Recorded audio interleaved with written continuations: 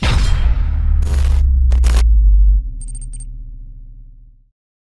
ce que j'avais envie de te dire.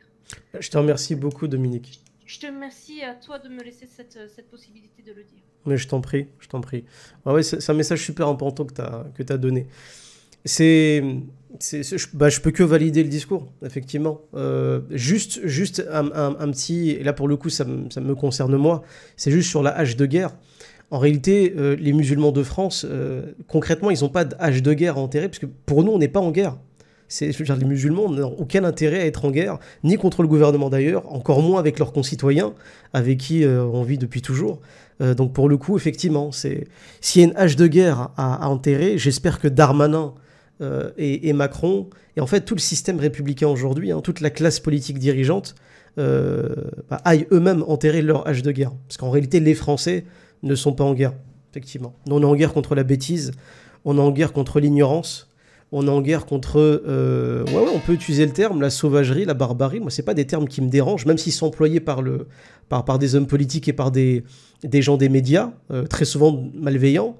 C'est vrai, quand tu vas dans une église et que t'égorges quelqu'un, t'es un sous-homme, quoi. T'es un animal. Il n'y a pas de débat là-dessus.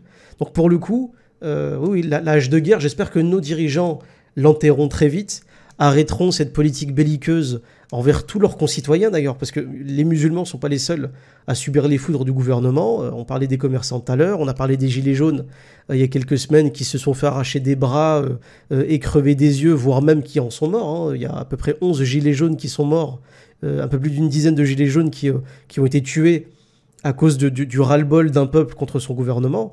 Donc aujourd'hui, tout le monde prend cher, malheureusement. Absolument tout le monde, y compris les musulmans. Donc effectivement, moi je pense que c'est plutôt le gouvernement qui est plutôt en guerre contre sa population, toute tendance et toute religion confondues, et oui, il faut absolument qu'ils arrêtent tout ça, qu'ils enterrent leur hache de guerre. Ça va dans le sens de ce que je voulais dire, et je te remercie d'avoir précisé cette pensée. Je suis à 10 000% d'accord avec toi. Pour nous aider à améliorer la qualité de notre travail et faire vivre ce média, vous pouvez nous aider en faisant un geste sur notre page PayPal et Tipeee. Les liens sont en description. Barakallahu fikoum et merci à vous.